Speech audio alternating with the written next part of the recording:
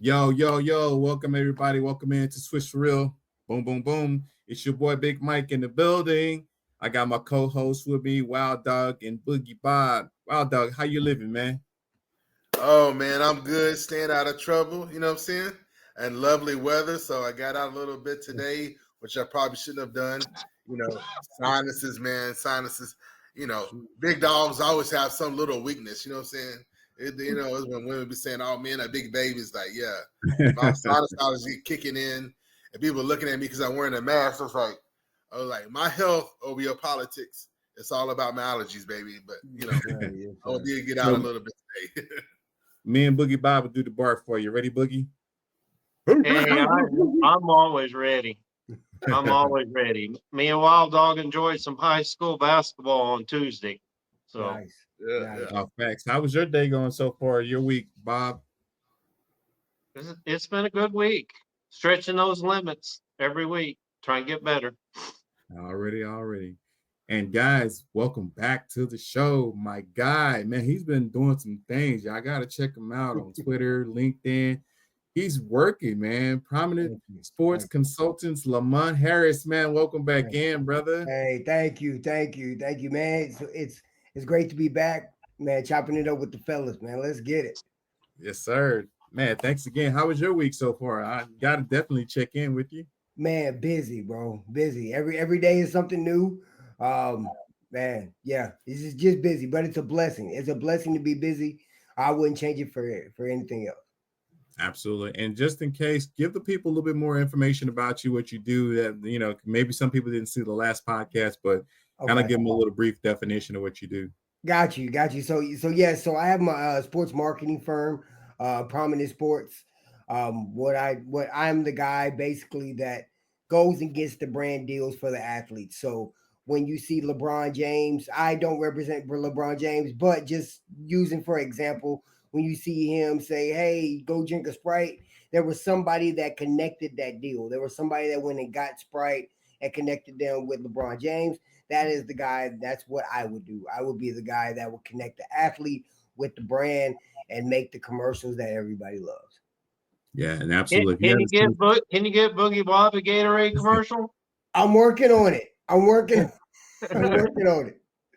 Yes, sir. And I've been watching a lot of your Breakfast Brothers videos, man. Those are spot on. And then your prominent, Thank you. your prominent athletic wear and stuff like that. Spot on, man. Yeah, that's actually a custom sportswear line called KXK. So I partnered with them, and so with the content, it's not it's not a prominent clothing line. Mm-hmm. Basically, it's a custom clothing line. And so what I do for my content, they make prominent clothes for all my athletes.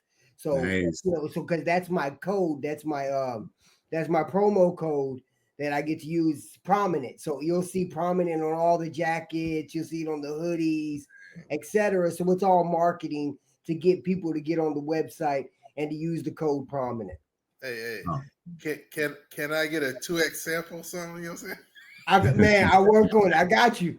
I work on you. I got you. Yes, sir. I just want to know what kind of shoes you got to go with that jacket. Man, some Crocs. Of course, the Kobe Pro Tros. Of course, the Kobe Pro Tros. When we get a second, I'll go get them. Right now, I got my chanclas. That's what we do. I told you. Well, I'm not putting my head around there. I'm in the crib. I'm in the crib. So I'm in the crib. But I got usually the Kobe Pro Tros to do it. All right, we're gonna have to kind of offset some of that Lakers stuff. So I know I came in and showed my guy, my mascot earlier. Right. Yeah. I didn't want to ruffle any feathers, but it is what it is, man. I'm glad y'all got him, man. All right, guys. So our first topic, and we're gonna jump it off with you, Lamont, because you have a foothold in the high school area. Okay. We're going to talk basically about high school basketball playoffs, especially for the boys here locally in the DFW. Have you had an opportunity to check any games out, and what kind of kind of spark your interest in high school playoff basketball, and what team do you see kind of making it through the whole gambit of teams that we have here in DFW? Got it. So yes, so I actually went to go see Duncanville. I went and saw Duncanville play Cedar Hill. That was an amazing game. They have Duncanville has some dogs, and the whole culture for them it's amazing. It's something that you feel like you want to be a part of, right? Because everybody just everything aligns with their culture, right? So I went from going to some of the football games with the I was doing some things with Keelan, the quarterback. I was going to go support him, and then I went over to the some of the basketball games just to check out the culture. It's amazing, man. It's amazing. They have that young guard going to TCU. He's a TCU commit. Man, he's a bucket. He is a bucket. He is nice. And so yeah, man, I'm loving that team. I'm looking forward to that team moving forward and taking it all. To be honest with you, that's where my money's at. So how was that game that you've seen? What was the final score? Was it a blowout? Man, Duncanville put up 105, I think, man. It was like 105 to like maybe 70 something. It was great. Bro, I'm telling you that guard, he's a bucket. I don't want to mess up his name, but he's a serious bucket, bro. I'll send you his Instagram. It's insane. He's insane. His game is incredible. I got to check it out. Yeah. Anything else that you've noticed about the DFW as far as playoff? Is any other team that you have your eye on besides Duncanville? Because Duncanville is definitely a powerhouse, and they've been like that for years. Yeah. There's another school. I can't think of it right away. I know Red Oak. Red Oak is red hot fire right now, which was kind of surprising with it being such a like a suburb, right? This is out here where I stay. I stay out in Red Oak, and man, I know Coach Snoop. Shout out to Coach Snoop. Coach Snoop did some he did a couple of tournaments. Like he did a tournament over a Christmas break, and then he did another tournament, I believe, at the beginning of the year. And man, Red Oak just came and showed up, and so had my eye ever since. Breakfast Brothers was a part of the sponsorship for the tournament, so I was looped right in. So I was there, I was watching the games, and man, Red Oak showed up, man. So they're really on point. Nah, I think my money's definitely going to always be on Duncanville. Yep. Duncanville's been, and Kimball's not too bad either. I don't know. Kimball's amazing. Yeah. Kimball's great too. Yes, sir. Yeah. So either one of those teams, you're not gonna miss out on entertainment because both of them are high flyers and they play very good defense. Absolutely. Wild Dog, your thoughts, man, on the high school playoffs here in the DFW4 as the boys go? Oh yeah, and that towards the end of the season, Red Oak Class 5A was ranked number 17. But you know how that is. That's a regular season. So I'm glad to see Lamont show them some love. It's Friday night. We normally recording, and this is where some action is going on. In North Texas, we got big schools. We got high level of population. So when you're trying to pay attention, Class 6A, there's two divisions. Well, we got Texas is big, so we got pretty much two divisions in every class. So looking at North Texas, Dallas area, you want to focus on Class 6A, Division 1, or any class you want to look at Division 1 to catch North Texas teams. So tonight, I'll let Biggie Bob cover it, but we just watched Allen on Tuesday. So number 6 seed Allen, who is 30-1 in the regular season, is going against number 5 Marcus tonight. Yeah. Pretty much as we speak, they're warming up. And then as Lamont brought up, 6A Division 1, number 11 seed Duncanville, who won 21-7 during the regular season and was also highly ranked, versus number 10 Rockwall, who went under the radar, which is what I like. I like when players go under the radar. I got a root for Duncanville, but hey, but on the other side, I ain't gonna be mad if Rockwall mess around and does something, because the industry, we slept on them. Yeah. So I love that. And then let me give a quick shout out. 5A Division II, my alma mater, number 16 seed Colleen Ellison versus number 16 seed Waco University High School. So, being a military brat, I went to 3 different high schools, but living out of Liberty Village in Fort Hood, and my school designation was not Killeen High School, but Ellison High School, CE Ellison High School out of Killeen, Texas. So salute to all my Eagles, baby. Salute. And so, Waldo, you think Duncanville can beat Rockwall? Because Duncanville's 11, Rockwall is 10. So, do you think they'll have an opportunity to knock off Duncanville, or what do you see that game finishing like? The thing is, Rockwall was slept on a bit, but Duncanville was highly rated. Even if you say, Duncanville's a powerhouse, they're always kind of a little bit overrated. But even at number 6, overrated, and you were slept on, you know what I mean? You got a chip on your shoulder. You know what I'm saying? It's like at some point the Cinderella story has to end, but miracles do happen. So I would say Duncanville would need a miracle or two, in my opinion, to really pull this off at this level. Really? Okay. So I must have been really sleeping. I said I definitely got to get out and watch some more games. Boogie Bob, your thoughts on the boys' playoff this season as far as DFW go in high school? Well, first I say thank you to Lamont Wild Dog for leaving me some meat on that bone. You're welcome. So for those that don't know about Texas high school basketball, when it comes to the playoffs, they have district by district, region, and then regional finals. And once you reach the regionals, then those 4 teams in various areas send one representative to San Antonio for the state championship, where they have to win 2 games. So this week was regional, and as we speak in 6A, Flower Mound Marcus in my hood, our rivalry, because I support Flower Mound, but Flower Mound Marcus is playing Allen, and I'll get back to Allen in a minute. Duncanville, as it says, playing Rockwall. Denton Geyer is playing Wolf Friendship. Denton Geyer always has athletes.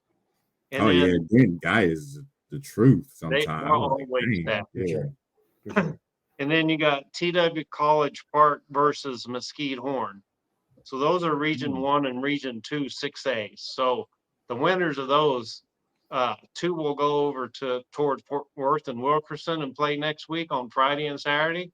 And 2 will go to Davis Arena and play Friday, Saturday. The winner on the Friday's game meets each other Saturday. The Saturday winner goes to state championship. And 4A, you have the previous 5A winner got reclassified to 4A. And so you got Kimball playing Carter. Which is old time, old school rivalry plus. I mean, this is like DeSoto versus Duncanville, or in the last few years when Kimball was 5A, they had to get by Lancaster.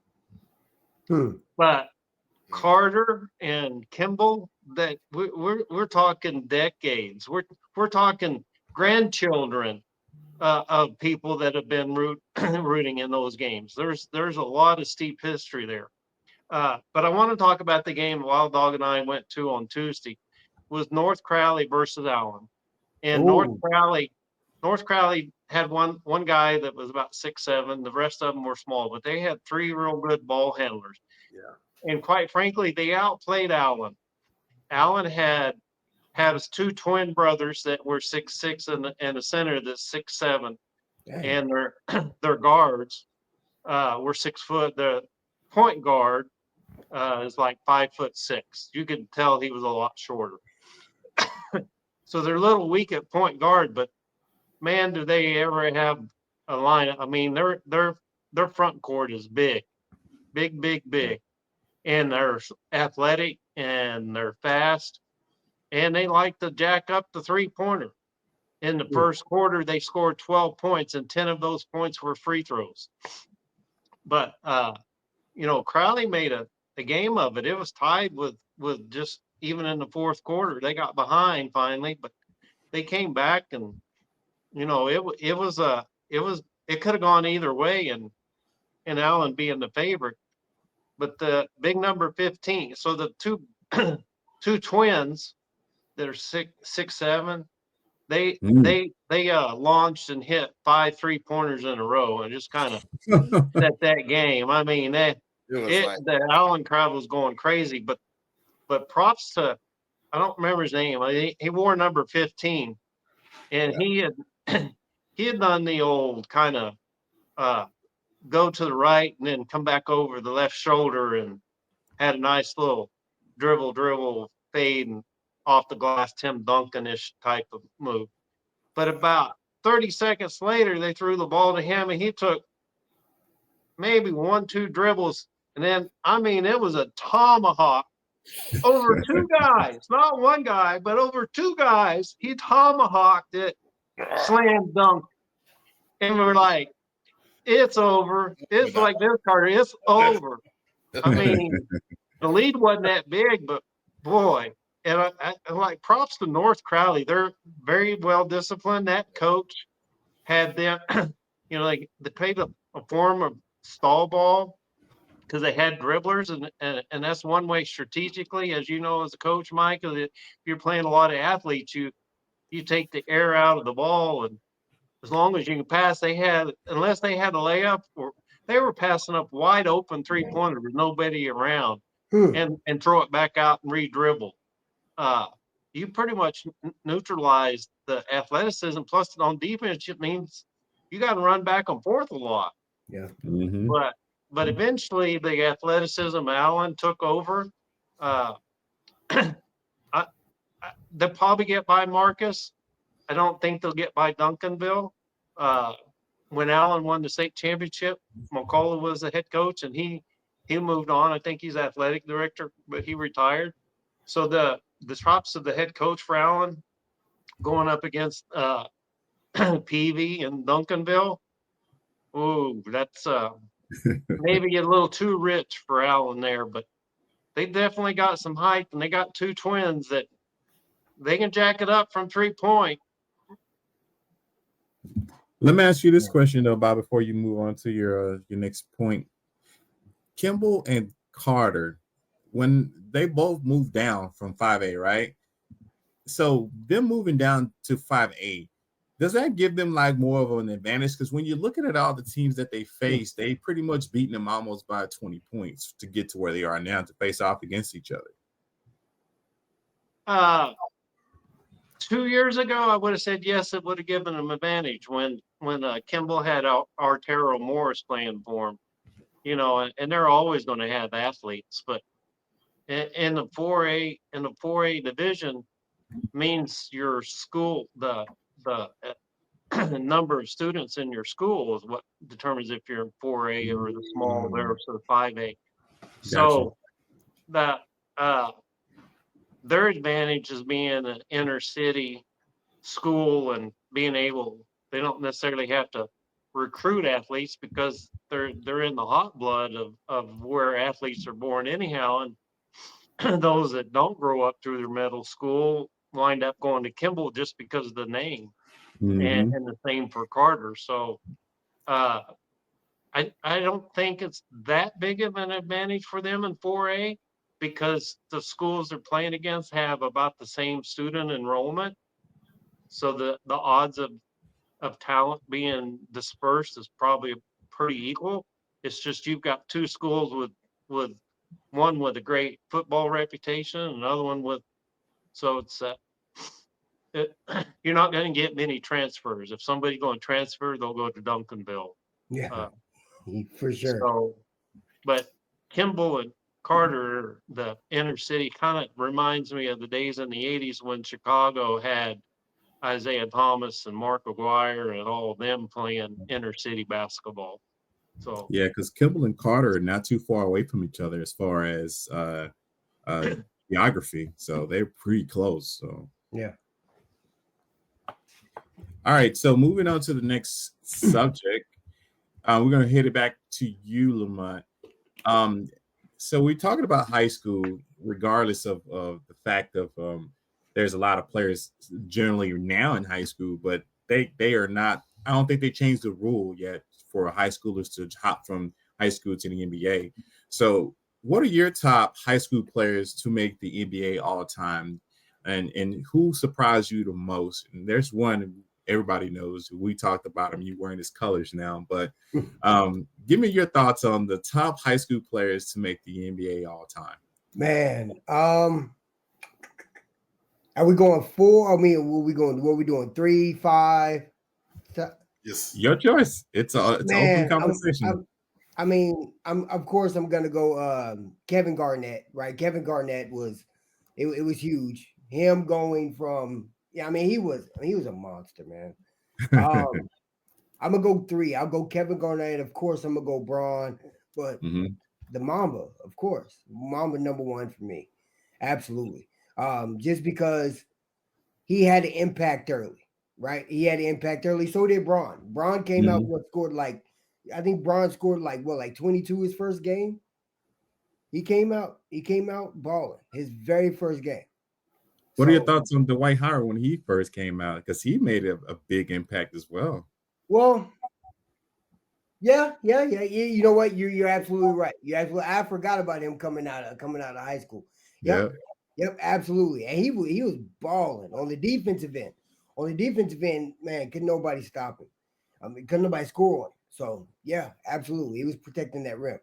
So but I'm gonna go Kevin Garnett because Kevin Garnett. I'll go Kevin Garnett over Dwight Howard because I remember Kevin Garnett was a monster. All right, from so day one.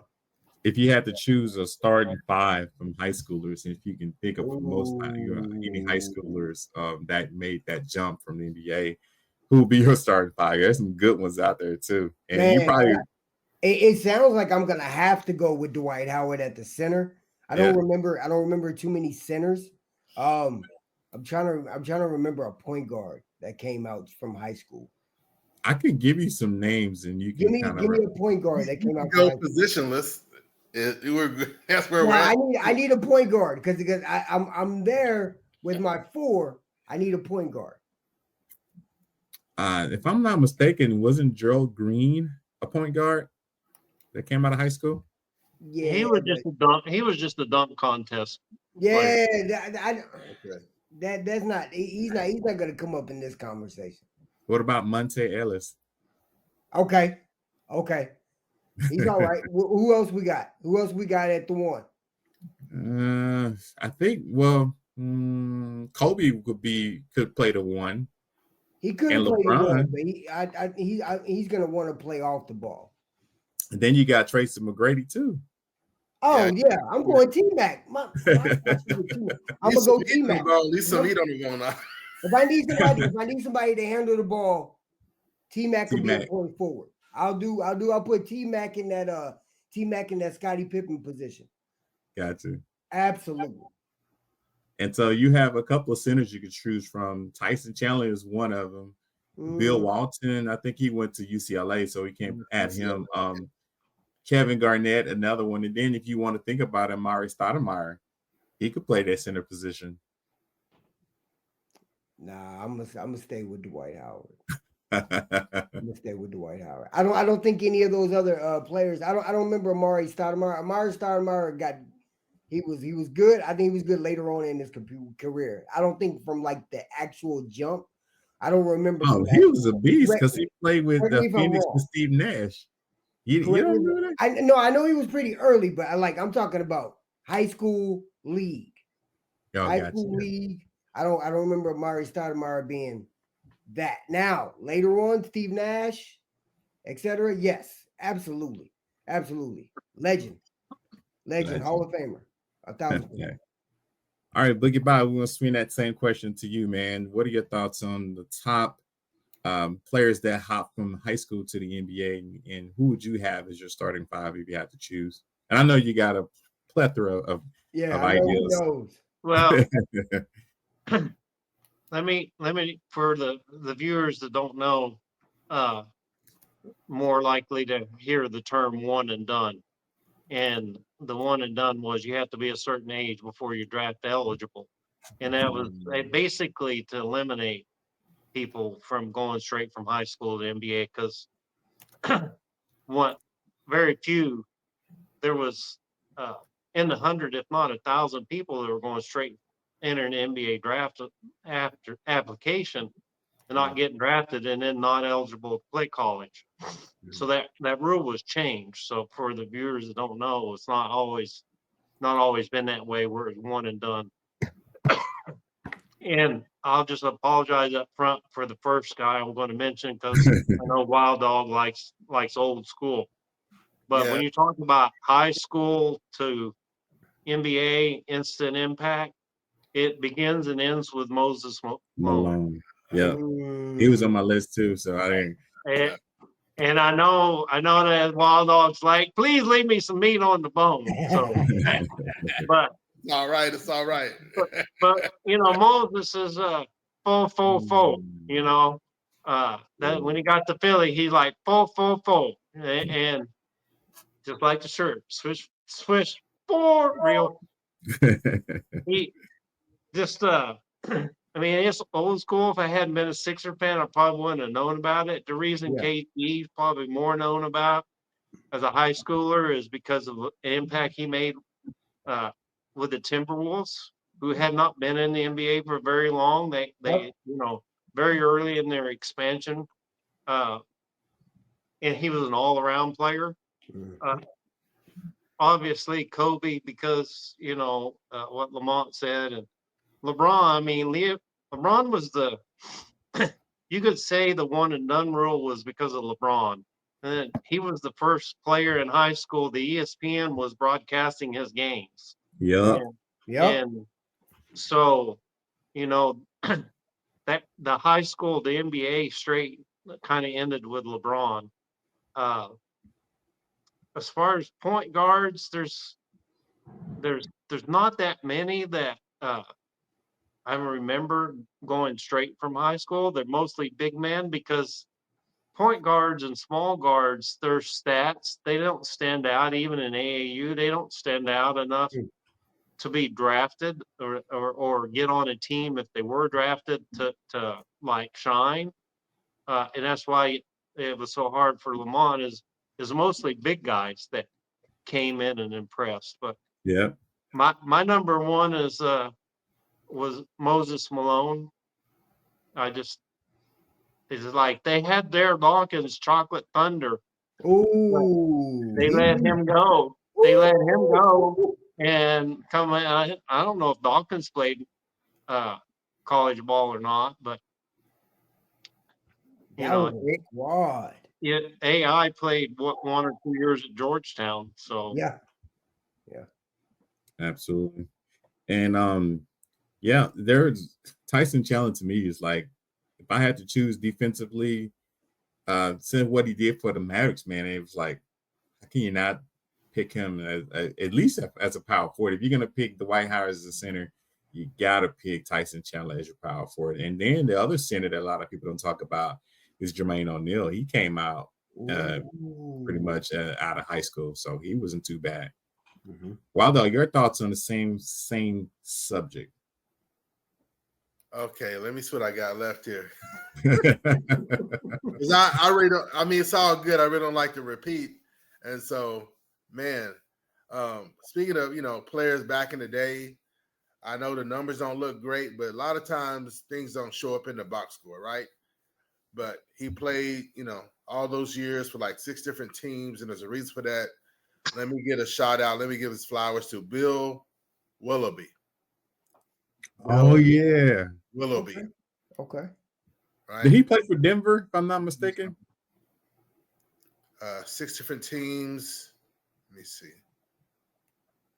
I don't think I didn't keep a list on it. I just know it's like 8 seasons, 6 different teams is what I have listed. I must trying to think. 8 seasons, 6 teams. Sheesh. Yeah. Man, Chocolate Thunder. That was one of my guys, one of my favorite guys, just favorite highly entertaining to watch growing up. And then but then we hit that drought where there was a couple of droughts there a long time where the league was just like, no, we're not doing that. Go to school, And and then you mentioned Jermaine O'Neal, Tyson Chandler, and there's a couple of guys who were like two-way players, kind of doing their things. And then of course I like to look at the whole scope of your life. And I know there's one player that's hated here in Dallas who also came out of the high school, and that's Andrew Bynum. Okay. And then you come up to high school, college, and then even after you stop playing, what do you do after, college? I mean, after the pros, when you're off the court, what are you still doing? Not just pickup games. What are you doing with your life? How are you affecting your community? Or even if you're a talking head. So I like to give props and flowers to Kendrick Perkins. Oh yeah.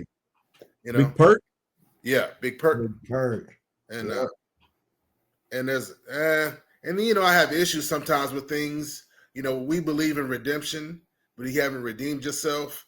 Then, there's a couple of names I want to mention that, played really well, but it's kind of, kind of a disdain, and then I don't want to grudge. And then I have a note here. I want to give an honorable mention. Where'd it go? I want to give an honorable mention to dang it, Sean Kemp. I want to give an honorable mention to Sean Kemp. The Rain Man. He did enroll in college, but he never played one game because he has. So he enrolled, but he never played. So I want to give honorable mention to Sean Kemp. Again. What college did he enroll in? Wasn't he like in JUCO? Let's see. I thought he played JUCO, or am I thinking about Dennis Rodman? I just recently did a story on him. Dennis Rodman played in southeastern Oklahoma. He played in Oklahoma. Yep. Isn't that like isn't that's not a D1? That's like a D2, isn't it? Yeah, it's a D2. He was D2 all the way. Yeah. And he was not too bad. I don't even think he played. He didn't really play in high school, huh? He did a little bit. He led his team in scoring in high school. Yeah, it was like, but he didn't. He only played his senior season, I believe. Yeah, he played. That's what I'm saying. He played like he was late. He played late. Yep. And I'm sure there's some Europeans, even though we're thinking high school, they're mostly American. Oh yeah. If you think that way, then you gotta look at Luka. Yeah, Luka was playing because he was. Well, I'm thinking Drazen Petrovic. Did anybody mention Dirk Nowitzki? Oh, Dirk Nowitzki. Yeah. Well, I know I heard Steve Nash, but anybody mention Dirk Nowitzki? No, sir. No, sir. Not yet. And we weren't even thinking about European players, which is German Army too. Right? Yeah. German citizenship, you go high school to the Army and then whatever you're gonna do. Wow. Yeah, college and the Army, and got to go straight to the NBA. Yeah. You remember the famous quote, Charles Barkley played him in a summer league class. He said, "Dude, you need to go to Auburn." Dirk dunked over Charles Barkley, and Barkley's like, "Who is that kid? He just lit us up for 42 points, and they were like NBA all-star players." He's like, "Who's that kid? He just lit us up for 42 points." He said after the game, he's like, "You go to Auburn, kid. You go to Auburn." Hey, did you guys see the Charles Barkley story about him getting traded to the Lakers? I swear. So he was on TV with Ernie, and a caller called in and was like, what is the craziest trade that we don't know about that happened? That that kind of fell apart, that never happened. And he said verbatim. I'll find the video and I'll send it to you, Mike. I saw it today. I promise. He said he was trying to leave Philadelphia, and his agent calls him. His agent calls him in the morning and was like, "Boom, the Lakers traded for you." He's like, "Cool." He's like, so he was like, "Man, I'm finna." I'm finna go party. He said he went to sleep. He went to sleep and he woke up. He said he woke up at 12 and he hadn't heard anything from anybody, so he's partying with his friends. And he said the agent calls him about 3:00 and was like, the Sixers pulled out the trade. Dang. And he had a game that night. There's a similar story. The Mavs were going to trade Roy Tarpley to the Lakers for James Worthy and Michael Cooper. Yep. I'm glad that didn't happen. Yeah, that's right. crazy. Yeah, do you have anything on? It was a letter of intent for Kentucky. For KG. But no, Kemp. Sean Kemp, yeah. Sean Kemp, but the academic requirements. So he went to that's what it was. Transferred to Trinity Valley Community College here in Texas. Yeah, his grades. They were trying to keep him in Indiana, and him coming. So basically, he didn't play D1. He played D2 for Trinity Valley. Yeah. His grades weren't really good. Again, he would have been a perfect, for the whole premise why Ignite exists. He would have been a perfect candidate for Ignite. High school to Ignite, do a year, maybe 2 at the most, and then roll into, whoever needs you or whoever's bolstering up their roster instead of this kind of drama and nonsense. It's unnecessary. Yeah. Thanks. Boogie Bob, on to the next subject. There's been a lot of contracts that are going to be coming up this year. There may be some ones that teams want to get rid of these contracts and probably just, pay them off and get them out of there and say, hey, thanks for playing for us. I have one player in mind that I think would be a good buyout contract because he's never healthy. For the NBA buyouts for the 2025-2026 season, Bob, who do you have that may be the most looked at, maybe the one that may be the quickest that they would probably buy out in regards to just getting rid of the contract? Well, there's some buyout candidates this year that have been floating around that they expect before the March 1st, March 2nd. So buyout contracts for this season have to occur before that date so they qualify for the playoffs. And before I get to 25-26, the three guys that are on the list that there's been some buyouts already. The Cam Reddish and Markieff Morris of the Lakers are buyout candidates currently, and Seth Curry and Chris Middleton. Yeah. So the contracts that are coming due for 25-26, ESPN had an article on who was contract extension eligible and who wasn't, and where are the big name contracts. And surprisingly, majority of the big names that people will think of have either been signed to an extension already or been traded.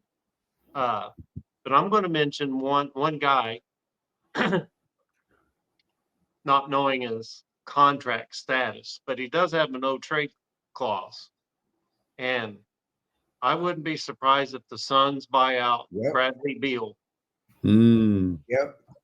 Much like John Wall and the Wizards. They got a little bit of draft capital. They traded 1 pick for 3 first-round picks, but I wouldn't be surprised if Bradley Beal gets bought out. That would be the biggest name on the board. There's rumblings that Giannis, if they don't put players around him, he's not eligible that 25-26 season, but the following season. So he signed a supermax extension, but he his opt-out isn't until the year after that. So Bradley Beal is probably the biggest name on the list. And that's mainly because the ones that were going to become free agents have either got an extension or got traded. Don't be surprised that Luka has one more year, and so in the summer of 2026, Luka has an option to opt out. And I said this last week, I wouldn't be surprised if he goes and signs with Denver and goes and plays with Jokic. Well, let me put this guy on your mind. This is what I was thinking about, and I know he's under a 3-year contract for $192 million. Joel Embiid. Oh, you think they'll ever try to negotiate and buy him out due to him not always being serviceable, healthy, and having these different issues with him? What are your thoughts on that, Bob? Well, I don't know how up to date, but posted on the Swish for Real and a Boogie Bob about 3 hours ago. 76ers ruled out Joel Embiid for the season. Mm-hmm. Yeah, that's the reason why it came to my mind. They're basically because So he openly admitted that he came back from his knee surgery on the same knee, the left knee meniscus, that he came back, and he played in the summer in the Olympics. So he might be, but the Sixers don't have a lot of draft capital. And they just signed Paul George, so you'd have Paul George and Tyrese Maxey like two guards. Yeah, it's possible, but that's I get it less than 50-50, even though he may be completely done, or at least a shell of his former self. I think they trade him. I think they trade him, try to get some for him. I would think with the injuries, if Anthony Davis might be a candidate for a buyout. Yeah, I mean, I had so much high hope for Anthony Davis, man. Yeah. And then if they do that, then they're just basically Lakers win the deal. I don't think they'll buy him out. At least I don't think. It's all hope, man. Because and then speaking of that trade, I mean, on the list that I looked up and was going back and forth, I mean, Maxi Kleber and Markieff Morris are both, showing up as potential buyout candidates. Yeah. Well, we were already in the trade deadline. We was already trying to get rid of those. AD's not. I mean, he's not immune. Yeah, AD's signed through 2027. Yeah. We were already trying to get rid of those other contracts, the Markieff Morris and the Maxi Kleber. So yeah, and Kyrie can opt out, so he can get a 3-year max extension. He'll be one of the hottest free agents this summer. And they're talking about a 3-year. This summer? This summer. He's owed like 40-some million, but he can opt out and sign a 3-year, $180 million, which would put him on the same timeline as AD. Yeah. But I don't know Embiid's status as far as contract, but yeah, I mean, Ben Simmons is going to be bought out at some point. No, he plays for the he was already bought out. Is it with the Clippers, right? Yeah, he plays for the Clippers. He was already bought out. Yep. Okay. He was already bought out. He picked up by the Clippers. He's actually playing all right. Okay. That's why that makes sense. To do a deep dive on that basically Ben Simmons' career, because he's just been an anomaly for most of his career. Yeah. Any other candidates you have on your mind, Boogie Bob? No. All right, we're gonna swing it over to our guy Lamont, man. What are your thoughts on this NBA buyout, man? You have anybody that you think that should be bought out and make the team better? Man, I think Chris Middleton definitely needs to be bought out. I don't know what the hesitation is on him or why that hasn't already happened, where he's been bought out and then somebody else can pick him up. We all need shooters. All the top teams. I think Chris Middleton needs to go ahead, and that needs to probably already happen. Who would they replace him with would be the question, because I know they have Damian Lillard there, but Chris Middleton was basically they defensive stopper for the most part, wasn't he? No, but remember he got traded. So he got traded for Kuzma. Oh, that's right. Oh, Right. they did do That's that. why I said, yeah, that's why I said he's at Washington. What's Washington gonna do with it? That's So I say, crazy. why not? Why not buy him out? And then somebody else, they need a shooter. Everybody needs shooters. Why not? What if he ends up in LA? I don't think so. I don't think that's what we're needing more defense. I don't think they'll pick him up. What are That's your thoughts on? And I'm just going, and this is off the subject, but I'm a big fan of his. Dalton Connect. What are your thoughts on him? I like him. Man. I like him. He after I think because he played so long in college, he's a little bit further than just your regular rookie, right? I believe he played all 4 years. So he's not just your regular rookie that has to really learn. He's developed. So I think he's going to be all right. And sticking to LA, Boogie Bob mentioned a couple of players that could be bought out in LA. What are your thoughts on some players that maybe you would, if you were the GM, would buy them out? Cam Reddish for sure. I'd get rid of that contract for Cam Reddish for sure. I don't think we have too many people that we just want to just totally get rid of right now. I know Jackson Hayes he's level. He put his game up. He stepped up. Since we needed a big man, we were doing all this crying about needing a center, and Jackson Hayes stepped up. But I think the guy that we did pick up, what was his name? Williams? Was it Williams? No, like Alex Land or something like that. Oh yeah. Oh yeah. So Lamont, here's a trivia question for you. Okay. When the Mavs traded with Atlanta to move from 5 to 3, okay, they gave up a first-round pick to Atlanta. Who was the player that Atlanta took with a first-round pick? Oh, Trae Young. No, that's who they got. Then in the following year, the first-round pick that they got, in addition to Trae Young. Oh, the following year. The following year. The following year. Oh man. God. It was Cam Reddish. Cam Reddish, right. So the following year was the year with Zion and okay. Yeah. Yeah, because that was the Duke squad right there, boy. It was killing it. Exactly. But Cam, so Cam was good for us on defense. He was good for us on defense. And when we got Vando back, I guess they felt like we didn't need him. Yeah. And his contract is just swallowing up the cap. So and you have high hopes for your Lakers that they're right now sitting in fourth? They in the 4th spot? Yes, sir. Okay, so this conversation we're gonna disconnect with you, Lamont. Because we were sitting in the 4th spot not too long ago. Yes, sir. We won last night against Minnesota. Oh yeah. And then Anthony Edwards got 2 texts and then he got booted. He was crashing out last night. It was crazy. What is Julius Randle's contract? Ooh, I don't know. What is his contract? Because he didn't sign an extension. He just got traded. Yeah. He didn't sign an extension with Minnesota. He just got traded. He probably has a year or 2 left. Yeah, I think New York won on that trade right there. Oh, for sure. 1,000% they won. That's crazy. I get why Minnesota did it because they had 2 centers pretty much right there. And then it was going to be more expensive to keep Cat. So I guess Rudy Gobert would have been more of a logical thought process when it comes to defense. So I get the trade.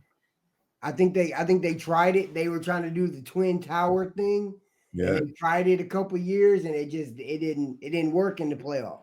Yeah, it looked good in the regular season, but when they faced Dallas, that was not going to work. It looked good on paper. Yeah. So Lamont, there was an article before Luka got traded about all the players who had got traded after he booted them out of the playoffs. Mm-hmm. Rudy Gobert was one. Karl Anthony Towns was one. So DeAndre Ayton.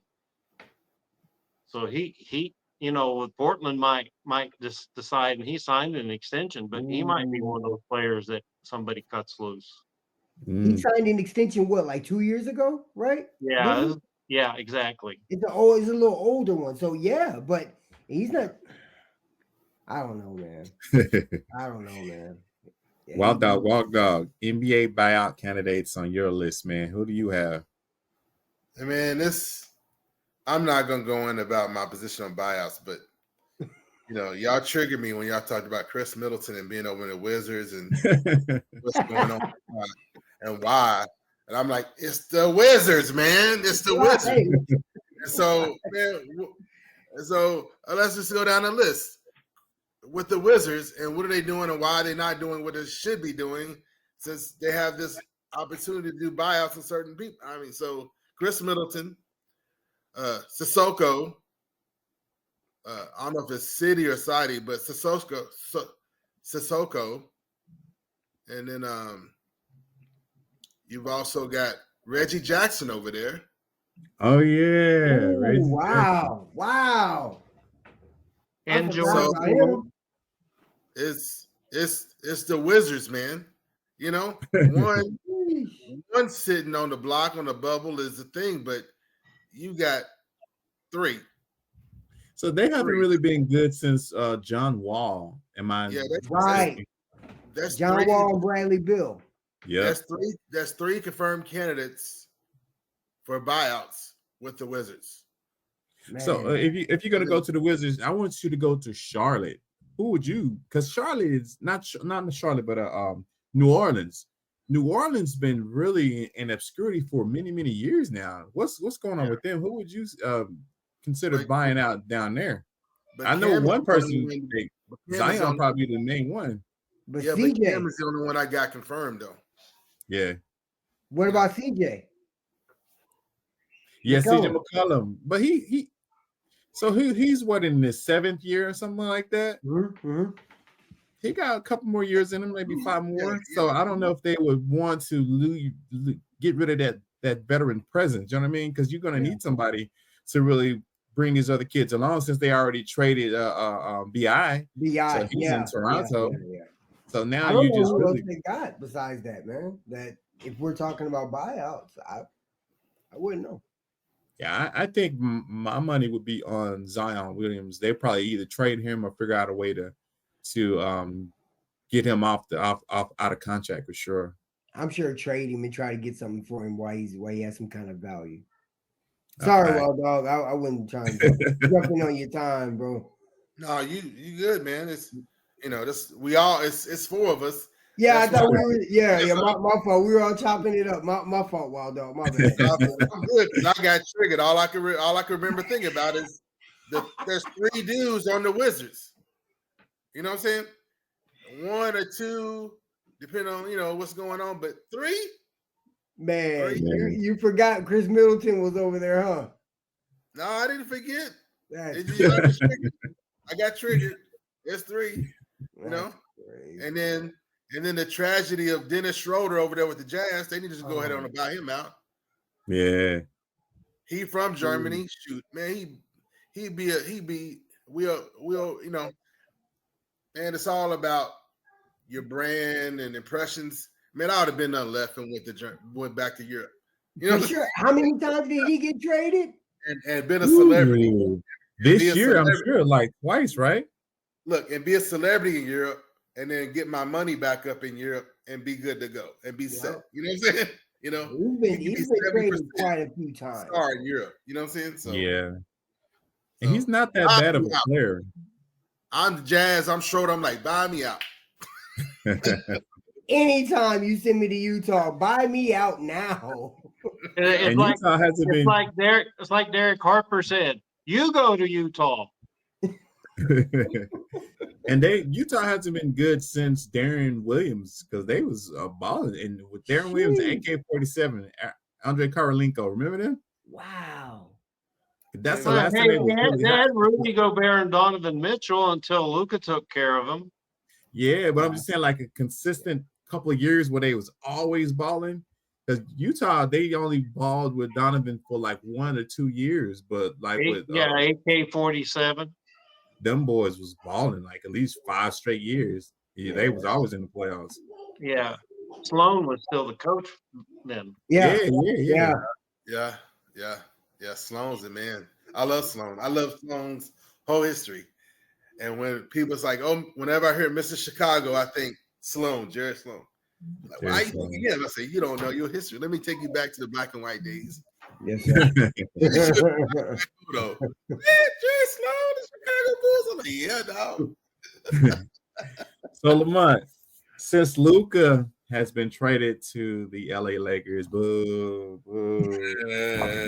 do you, being what Nico and the ownership done, do you think Dallas is now a marked team for free agents? Do you think they'll have an opportunity to pull in another good free agent, considering this trade was impactful and it brought a lot of attention to the NBA in general? To be honest with you, no. I don't think so, but I think Dallas already has an amazing team. I think I honestly, I mean, of course we got Luka, right? But it's not like I didn't understand why everybody was like so, I don't know, was in a panic in Dallas. I mean, man, look at the roster. You guys' roster is solid. And then it would have been a better game. Anthony Davis comes back. It's yeah. I'm wild dog. Come on, man. I'm telling you, he's solid. Let Kyrie run. Let Kyrie do his thing. Max Christie's been balling for you guys, for sure. But as a free agent, would you want to come to Dallas considering what happened to Luka? I don't think so. I think they are a marked team, man. Because like, if you have the same ownership, say maybe 2 years down the line, and you're trying to get a marquee free agent, let's say KD, maybe next year, you think KD may be an anomaly. He might come just because of Kyrie. Yeah. But in general, say for instance, you look at a let's see, Jaylen Brown. Jaylen Brown was free. Jaylen Brown wouldn't come. I don't think so, because I think they look at Luka and they're gonna say, well, if Luka got traded, I could be gone at any time. Right. And that's why I think nobody is gonna want to come to Dallas. Especially with under this ownership and under that GM. And Anthony Edwards said the same thing. He was like, man, if Luka get traded, I'm telling you. If Luka get traded, anybody can go. Nobody's safe. And they kind of put a stake in the NBA players union. You know what I mean? It's like, well, we could do this in secrets, but now when they go back to the collective bargaining agreement, they're gonna have to put some stuff in place where stuff like this can't happen. So, it's a marked team in my opinion. But you have any other thoughts on that though? I love it. To be honest with you, those are my thoughts. I love it. I think but I think the Dallas Mavericks are going to be okay. Once Anthony Davis gets back healthy, you guys are going to see it, right? And then once Gafford comes back, Anthony Davis isn't the only person hurt. Gafford's hurt, right? All these centers are hurt. Like, let your team get healthy. The team was scary, right? In that little remember when Anthony Davis was playing. That when he was playing, it was amazing. I was sitting here watching the game like, oh man, here we go. I was like, oh man. He was, Anthony Davis is a monster. When he's healthy, he's a monster. You just happen to get him right now when he's going through a little, but he's been healthy most of the year. He's been healthy pretty much all year for us, right? If I don't understand with people, this is the thing. I don't understand. I don't think people understand. When we made the trade, we were in 5th place. Where were the Mavericks at? The Mavericks were like 9th, 10th. No, they was 6. They was right out of the playoffs. They was like 6 or 7. That's what I'm saying. They were out of the playoffs, right? Well, they're in the play-in. They were in the play-in, but we were in 4th or 5th place. Yeah, we were right there, right? So that's what I'm saying. Think about that. Anthony Davis got us there. Anthony Davis helped get us to where we were at. Yeah. You guys had Luka, right? And where were you guys at?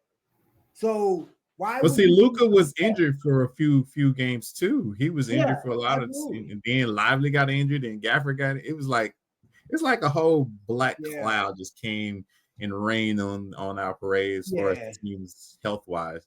I was just saying, like, why, Anthony Davis helped get us there. Like, why would you be upset about getting a player so well? But I don't think they really knew. So it's all good. He's been healthy all year for us, and he got us we was in the top 5. Yeah, absolutely. Wild dog. You think Dallas is now a marked team considering what happened between Nico and Luca being traded to LA? Okay, let me just let you in on something, Big Mike. Let me in. I'm listening. Go ahead. Dallas Mavericks are officially old folks home. Don't do that. Wild dog. Dallas Mavericks are officially old folks home. You can go get some flowers, get a decent pay on your way out. Don't do that. Old folks home. And you go if you around players when they're hooping, when there's no cameras around, there's no recorders around, Dallas Mavericks officially old folks home. That's the only time you're gonna come. On your last couple of years on your way out, and then the Mavericks, if they decent enough, will send you back to your original team so you can retire. That's what it's gonna be about. So dang. I talked to Boogie. I'm just being real with you. I'm being real with you. Wow. And I'm basically giving a phrase to what I'm hearing and what I've heard. And so, and then I sat there and I'm like, man, what am I going to do? What are we going to do? This is not just me. And then it occurred to me, it's like, hey, we survived Ross Perot Jr. We can survive. We're going to survive this goober. We still going to be here, and this goober is going to be gone. Nico will be gone, and we'll get it back together. It might take 15, 20 years, but we're going to survive Nico. We're going to survive this goober because none of them, Nico said himself, he's not going to be here. Why are you worried about 10 years from now? Because he's not going to be here. Mm. And this goober might be here a little bit longer than that, but we'll survive him like we survived Ross Perot Jr. And that's all I feel about that. Ross Perot. Old folks home. Officially old folks home. Dallas Mavericks, old folks home. I don't even know if I want to post this video now. It can be entertaining. It doesn't mean it's not going to be fun, but we got a Laker guy on here.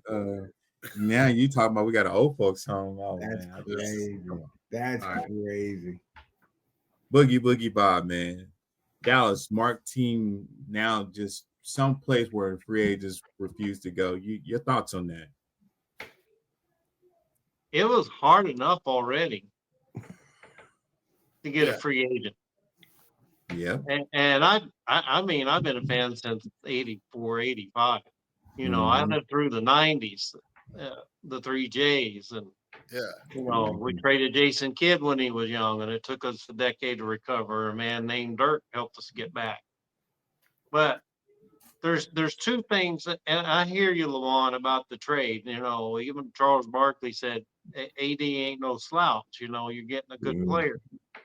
But there's two things that, in the way they went about it and the way it was done, that you not only ripped out the hearts of the Mavs fans. It's kind of like Yu Darvish when he was pitching here. It's like you want to go see the show. It's like it's not so much whether the team was. It's like, what's he going to do? And so there's a lot of Maverick fans that just like basketball, but they're Maverick fans like, Luka might do something special tonight, like 73 points, and I don't want to miss it. Or might get a missed free throw rebound and put in the missed rebound to send it in overtime to beat the Knicks. It's like it was highlight reel material and you didn't want to miss it. It was entertainment. And let's just face it, sports is a business. It's in the entertainment business. And so, as a Mavs fan, it's going to take some time to figure out who do you want to root for, because none of these players other than Derek Lively seem like they're our player. They seem like somebody else's player we got. But are they marked? There's there's two words that once you break them, is very hard to get back: loyalty and trust. Mm. And as Lamont said, or you said, Anthony Davis looked at it and said, if they can trade Luka, they can trade anybody. So it's no longer, you can't, the players are on notice. You can't sign that at supermax contract and 6 months later say, oh, like James Harden, I want to be traded. You just, no matter where you rank him, he's iconic player.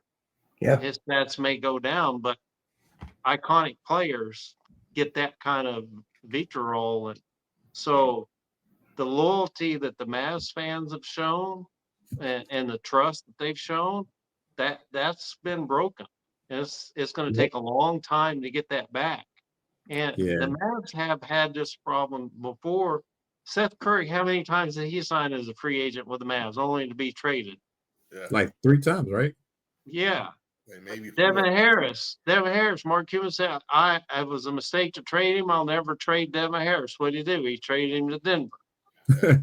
3 then times. signed him again. Yeah, he traded him 3 times. And you know what's before you continue, you remember when they did that with the 3 J's? Yeah. Jamal, Mashburn, Jason Kidd, and Jimmy Jackson. Jimmy Jackson. Yeah. Yeah. And what I'll say this last one, which kind of reemphasizes what Dallas has been known all along. The one thing we all give Cuban credit nationally, he got a lot of flack, especially with the referees. That timeouts used to be dead. Now there's entertainment in every arena.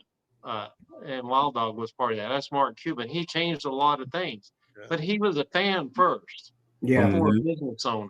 Yeah. But for one reason or another, Dallas over the years, even during Cuban, they've developed a reputation that they don't want to pay the players. That reputation, whether you're at the beginning of your career, in the middle, or the end of your career, what you want, you got a really short shelf life, and you want to get as much of that bag backed up to that truck as you can while you can.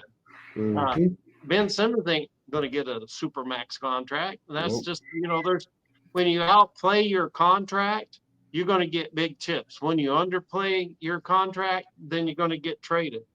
But even under Cuban, other than Dirk, Dallas has a reputation that they don't want to pay players. And too many times when they did sign here, they got traded. So, and Tyson Chandler was one of those guys too, if you remember. Yeah. The person I think I feel the most sorry for is Klay Thompson. Yeah. Because his dad wanted him to go to the Lakers, and he thought about it. Thank God he didn't. The reason he wanted to go to Dallas is because he wanted to play with Luka. Thank you, God. And he might go for 0 for 10 one game, but the next game he'll go 8 for 12. Yeah. Older players, one game a week, they're going to remind you how good they were, and then they disappear for another week. But his dad, Michael Thompson, who played for the Lakers, played for several other teams, but he won a ring with Magic. He really he's even doesn't he have a boat or a house or something they used to take? They're in the Bay. In the Bay. He grew up in LA, so a Laker fan. Yes, there was a lot of roots there, and Klay signed with Dallas, which at the time was considered a big win. I feel more sorry for him than any of the other players. Hey, but Klay came here because he's a veteran preparing for retirement. The contract, was so much better because you got no state tax. Yeah. Texas doesn't dip into your pocket unless you go spend money. So if you already got all your money, you got all your stuff, you preparing for retirement, and Dallas is a finance corridor, this is the best place for you to be. Because you understand the dynamics. Yeah, the contract number is smaller, but I'm going to gain.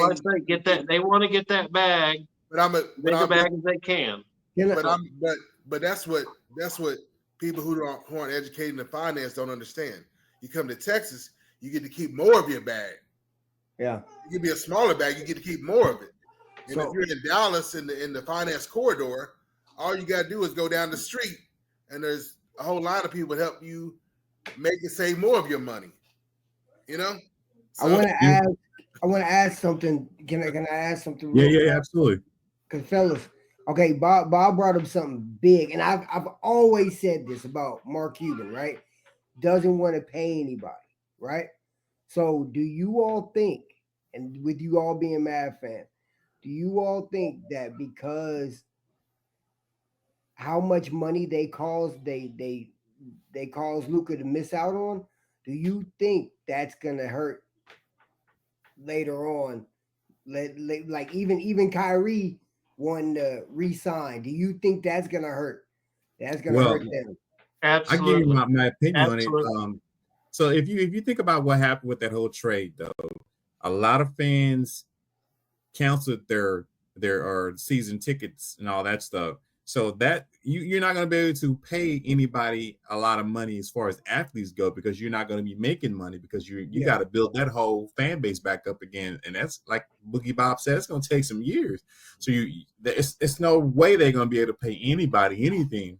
They'll be lucky if the team survives the next 4 or 5 years like this, because it's going to be tough for them.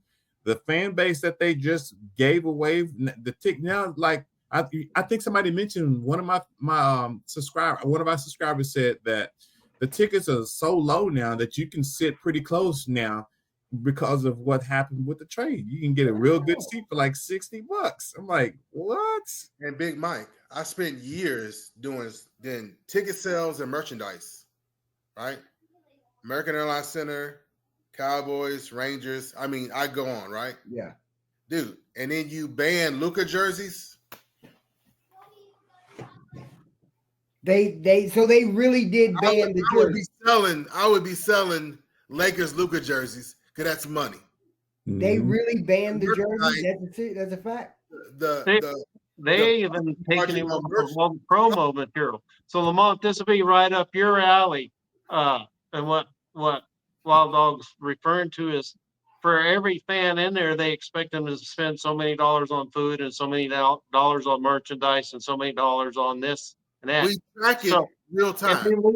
They have the record in the NBA for most sellouts, consecutive sellouts. It's like well over 1,000.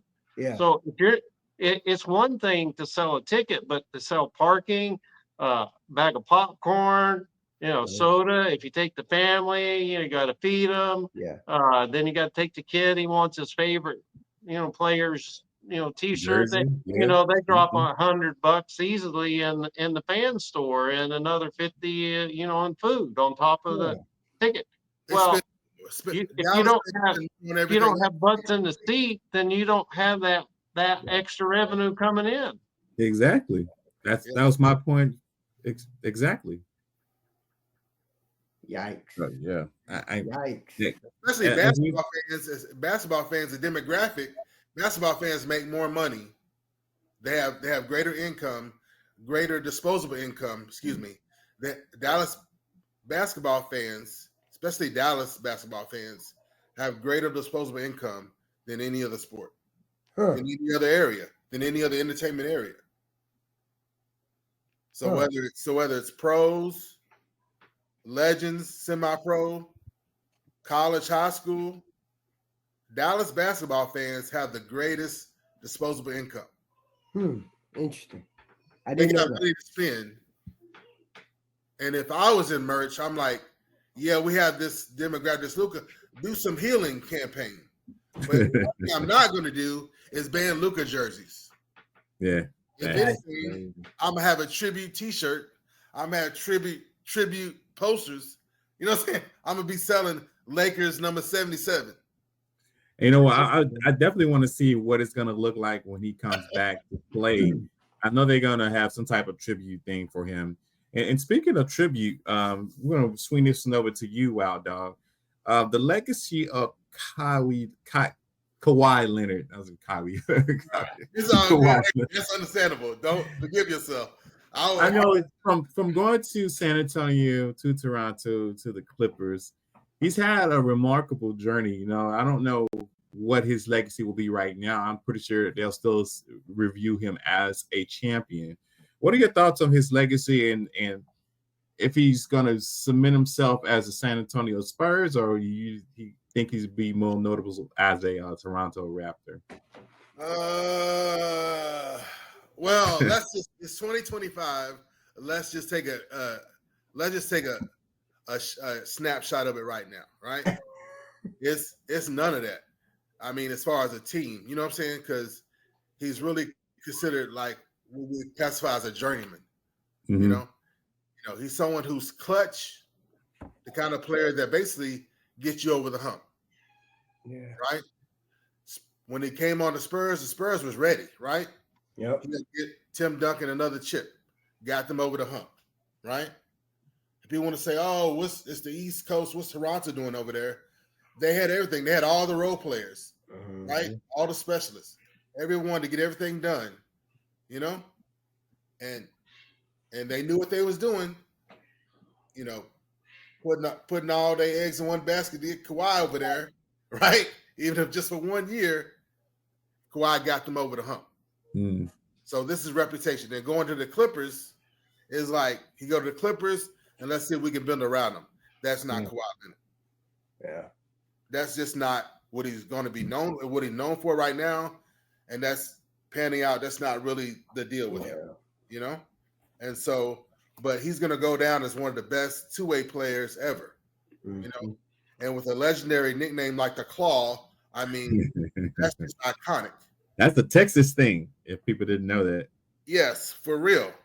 And then the Von Erichs. Yep. Boom. And then look, when we talk about, you know, all this other stuff nonsense, but in the end, his work ethic to be able to push through what he be able to push through. Things he went through to try to get wins for his high school, you know what I'm saying? You know what I'm saying? And then ending up at San Diego State and giving up his body. I'm just being real with you. Giving up his body to get wins for his coach at San Diego State. Right? And coming into league, the dude had Band-Aids and duct tape, everything. Being real with you. There's nothing we don't know. Right? And after that chip, man, you got to take care of folks. Help me take care of you. Let me get the surgeries I need. Let me get the cleanup that I need. Man, even let me sit out 6 months. If I go off season, immediately into surgeries and treatment, you know, let me come through through the all-star break, ready to roll with you. Sometimes it's just facts. You got to do that. Because you know what the guy's gone through. You've done your research, and you're just like, keep working, keep pushing through, play hurt. But you talking playing on scar tissue. Mm-hmm. So especially what you need. That's hard. You look at the man's whole career, what he's done, his tenacity and how he's played and what he's done and trying to get W's for his coaches, for his teams. I'm like, all that hubbub, that's all nonsense. When you look at a man's whole breadth of his whole career, right? And the Claw with a 7'3" wingspan. Man, get out of here, dog. Get out of here with your nonsense. That shuts down all the nonsense. All that, it presses it down, grinds it up, and shoots it out. You know what I'm saying? The man deserves his flowers. The man deserves respect. He's the kind of clutch player to get you over the hump. Yep. Boogie Bob, legacy of Mr. Kawhi Leonard, man. The most iconic thing I could think of with him is that shot he in Toronto when he was Toronto. Oh my God, man! I was like, and everybody was just looking at it.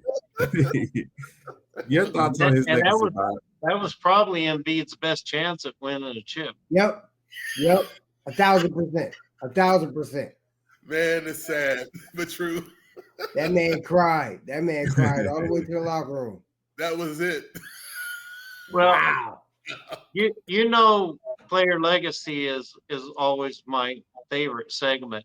So shout out to Cerebral Sports and Dame Reeves and Ryan at Cerebral Sports, because I know they love stats. Before I get to the stats, I wrote down this. He's not on the Mount Rushmore for the Spurs or the Clippers. It's a long list for the Spurs, so it'd be tough to be on there. Yeah. It's a short list for the Clippers. He might be on the Mount Rushmore for the Raptors because he brought them their one and only chip. Yeah. You got T-Mac and Vince Carter. Yeah. So after that, then, Damon Sotomayor maybe. So he might be on the Mount Rushmore for Toronto, but he's not on the Spurs and the Clippers. He's not, and the Clippers, Danny Manning played there and a few others. He's not on their Mount Rushmore. That speaks. And Wild Dog alluded to this. He's a two-way player, and there's not many of those. But injuries have robbed him of being a superstar. Yep. Is he a star? Yes. Is he a superstar? That leg, that legitimate leg, and not just a leg injury, but a quad. And that's a lot. I mean, you're talking about jumping, cutting, running, and lateral movement. That's a serious injury. Yep. Probably more serious than an Achilles tendon now or meniscus or ACL, because you use your quad for everything. So I'm going to give you career stats. One player is 19.9 points per game, 6.3 rebounds per game, 3.0 assists. I'm going to give you a second player, 16.1 points per game, 6.4 rebounds per game, and 3.2 assists. Sounds pretty similar, don't you? Yeah. Anybody care to guess who the second player is? Because the first one is Kawhi. 16. Are you talking about season-wise? What season are we talking about? The career. First season, second We're season? talking about a career. Career-wise. Oh, career-wise. Scottie Pippen? I'll give you a hint. He's got 6 rings. Scottie Pippen's numbers are the numbers I just gave you. Yeah. Kawhi. Oh, yeah. All right. I'm still in here. I called it. Would anybody in basketball knowledge put Kawhi Leonard in the same regard you put Scottie Pippen? Good Lord, man. That's crazy. Defensively, yeah. Players, yes. Their rebounds and assists are basically dead even, and Kawhi's even with playing with the Spurs where he didn't get the ball as much because you had Robinson, Ginobili, and Parker eating it up. Yeah. He averaged almost 4 points more a game. This is a career. Yeah. So far, he's had 13 seasons, 6-time an All-Star. 6 times he's been on All-NBA, 3 times he was on the first team. 6 times he's been nominated for Defensive Player of the Year, and he's won it twice. By the way, Pippen was nominated 9 times. 6 times he's been in MVP consideration. And by the way, he's won a NBA Finals MVP twice. Mm-hmm. So if he wins it with the Clippers, he'll be the first player to have 3 Finals MVPs. But when you draw a comparison between did Jordan win it? How many times did Jordan win it? Did he win it like 3 or 4 times?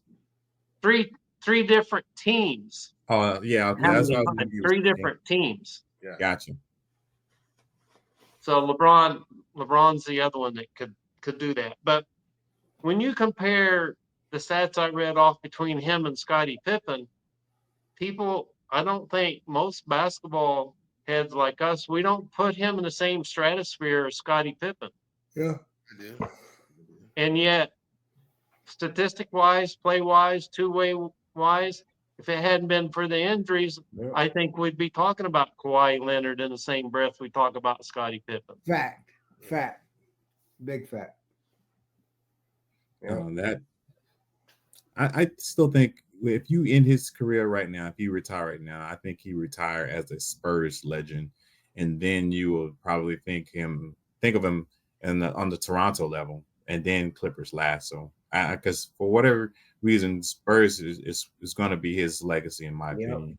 Yeah, your thoughts, Lamont? He might come to the old folks' home in Dallas. I think I don't know if you guys remember. Remember that was all Pop though. That was all Pop. That wasn't having it with the quad. Remember that? He wasn't trying to hear it. Pop wasn't trying to hear it. Pop was trying to get him out of there. So with the quad thing, and then it was also kind of. Well, didn't he also go and grab the microphone when they booed him when he's with Toronto, and he said, "We're not having that. Yeah, y'all quit. Y'all quit." Yeah, I mean, because that was, that wasn't classy, right? That wasn't how they want to do things. But then also remember his uncle stepping in.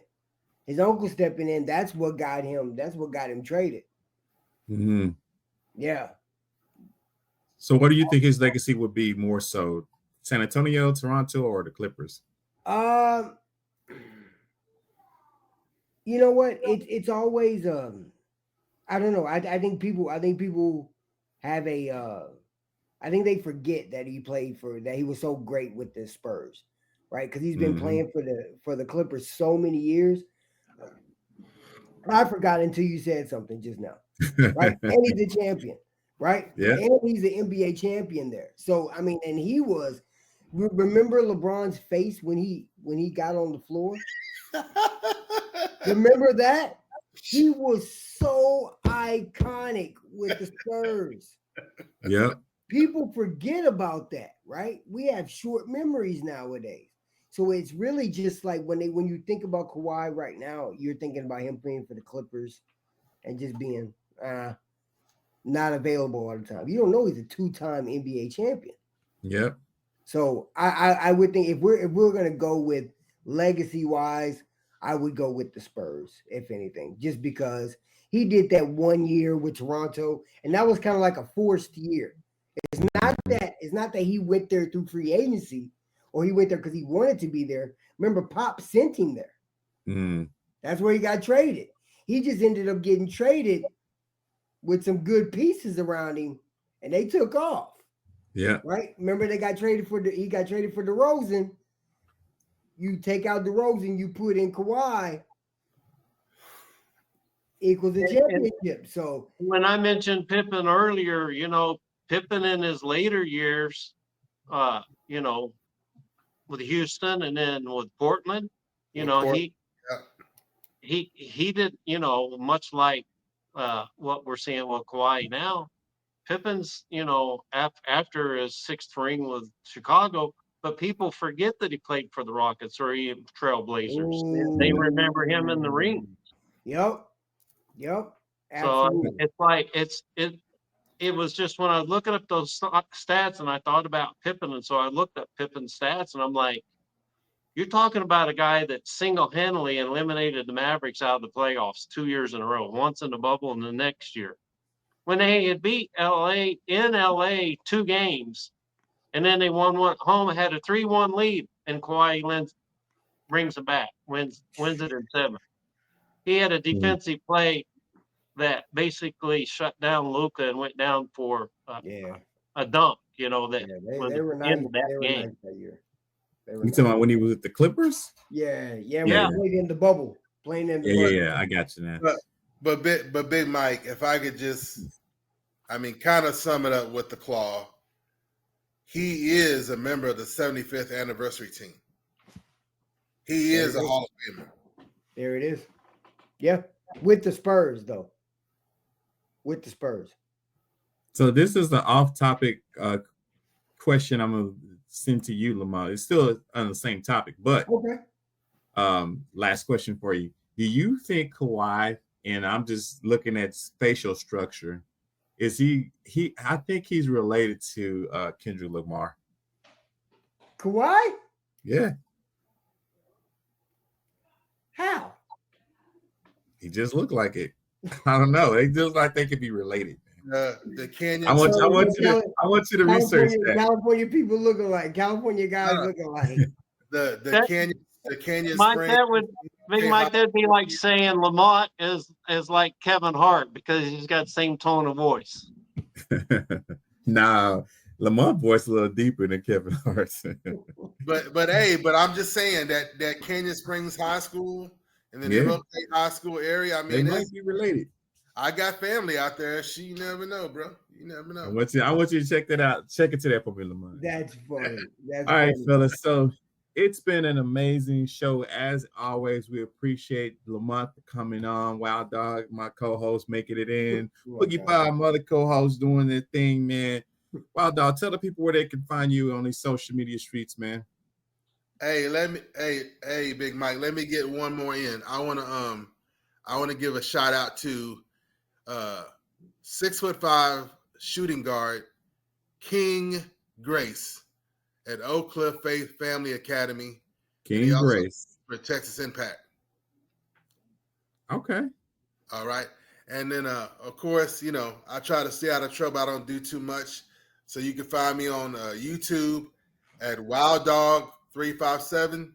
That's Wild DOWG 357. Doing, doing commentary on all kind of sports, including boxing, college, and you can always, of course, find me giving shout outs and here on Swish for Real, baby. Yeah. Lamont, where can the people find you at on these internet streets, man? Giving your handles. Yes, sir. Yes, sir. So I'll be on IG, the King Harris, 2 underscores. So THE King Harris, 2 underscores. That's where I'm at. Everything else is there. I have a link in my bio. It has everything, every way you can get a hold of me. And yeah, just pull up on me, pull up in my DM. If you have any questions about anything that I do, need some help, any professional athletes or collegiate athletes need some representation with your marketing, let me know. Let's do it. Yeah, for real, guys. Check him out, man. And I'm subscribed to him on X too, so you can check him out there. And we'll put all his links in the description down below in this video. Boogie Bob, close out for us, man. Where can they find you at in the social media streets, y'all? Well, thanks for always having me on there. It's a pleasure having you back on, Lamont. Hope you come back and join us again. Absolutely. I love that you represent your team. You got to love somebody that represents. So come back. Especially in enemy territory. For real, that's you can find me. I had to.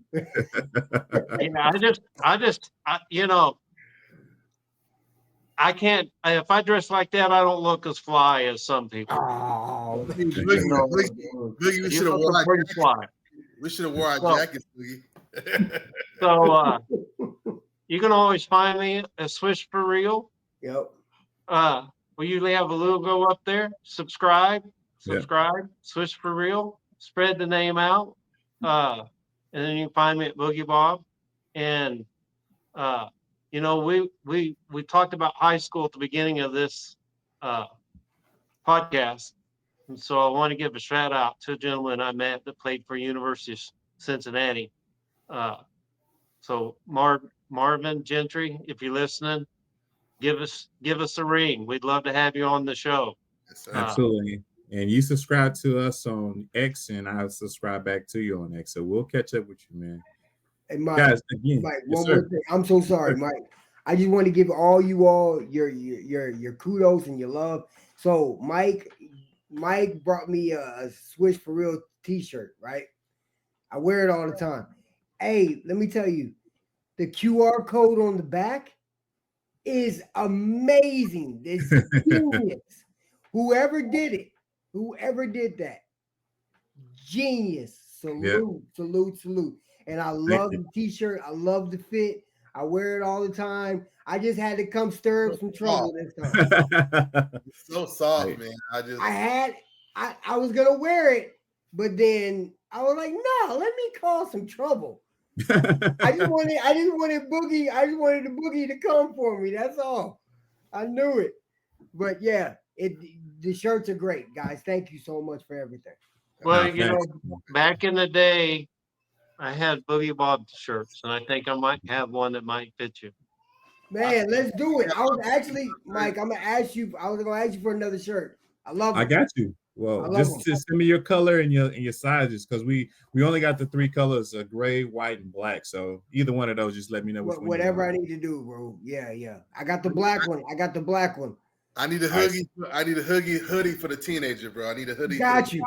Let's talk about it. I got you. There's nothing wild dog. You already know what time it is. I got you. Yeah. Yes, if we do some co-branding, we'll put Prominent Sports on the next one. How about that? Absolutely. Yeah, blend it up, baby. We can blend it up. I appreciate you guys. Thank you so much, man. Yes, Thank sir. you for all the love. All right.